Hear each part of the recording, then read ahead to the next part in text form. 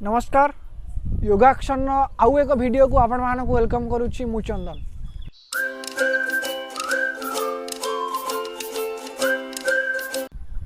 Friends आज यही video रे आम जानिबा पद्मासन कौन एवं पद्मासन कला बेले आमको केमती प्रैक्टिस करिवार अछि एवं पद्मासन कले आमर फायदा कौन होता है एवं केउ केउ साधारण नियम को मानिक आमको पद्मासन करिवार अछि।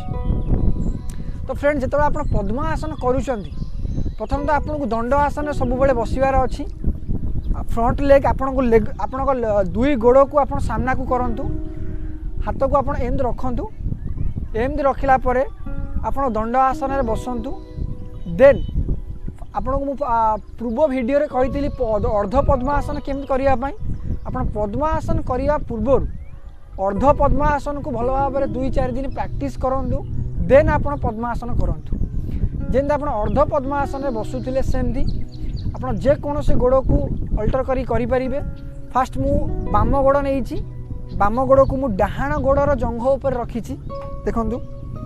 देन डाहाण पाद को बामर जंघ ऊपर रखिची। देन आपण पाद दुईटी को नाभि आड़ को आनिबार अछि पूरा जते आस परियो नाभि आड़ को आपण सेते आनंतु।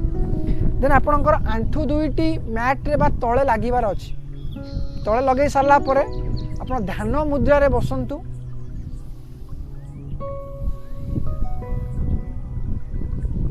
आपणक स्पाइनल कॉर्ड आपणक बैक को आपणक स्ट्रेट रखिबार अछि आपणक फेस को पूरा आपणक स्ट्रेट रखिबार अछि।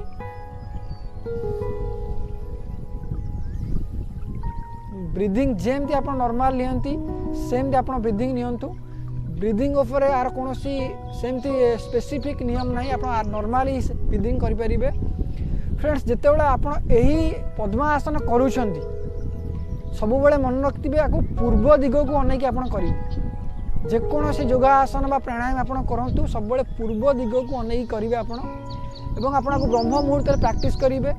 यही आसन पद्मासन वेदर लिखा जाइछि कि आग काल रे मुनि ऋषि माने जप तप प्रार्थना आराधना करिवा पाई यज्ञ करिवा पाई यही आसन को यही आसन रे करुथिले बा यही आसन रे करिवा द्वारा कौन हुए ना आम स्पाइनल कॉर्ड स्ट्रेट थाए आम पीठी बैक स्ट्रेट थाए आम ब्रेन भी आपणकर फेस भी स्ट्रेट थाए जहाँफल कौन हुए आम अंटा ठारू तलू को ब्लड सर्कुलेशन धीरे बंद होता है जहाँफल कौन हुए ना जो एनर्जी तलू को जाई था से एनर्जी अपवार्ड को आसी था अपवार्ड को आसला फल कौन हुए ना जो मानकर बदहजमी थाए हजम ठीक ठाक हुए यही आसन को प्रैक्टिस करने द्वारा तांकर हजम शक्ति बढ़ी था कारण से एनर्जी जो अपवार्ड को आसे सी अमाशय को जाई था पाकस्थली को जाई था मस्तिष्क को जाई था जहाँफल कि आमर अंटा ठारू ऊपर को थिबा अंग गुड़िक ब्लड सर्कुलेशन ठीक ठाक होता है।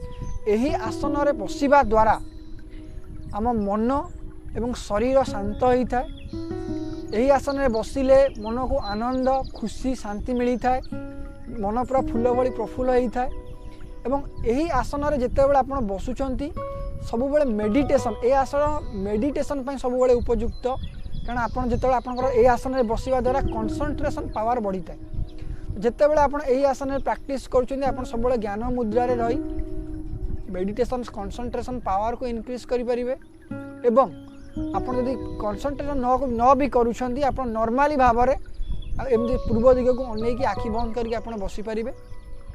तो सब बेले मन रखिबे यही आसन करिबा द्वारा मु आपन आउ थरे भी कहूँ यही आसन करिबा द्वारा हमर पेट प्रॉब्लम क्योर होता है। तो जिते बेले भी आपन यही आसन करूछंती सब बेले मन रखिबे जदि आपनकर आंठू पेन अच्छी कि जिते अधिक समय बसिले आपनकर आंठू पेन होउची ताले आपन ए आसन टी करंतुनी।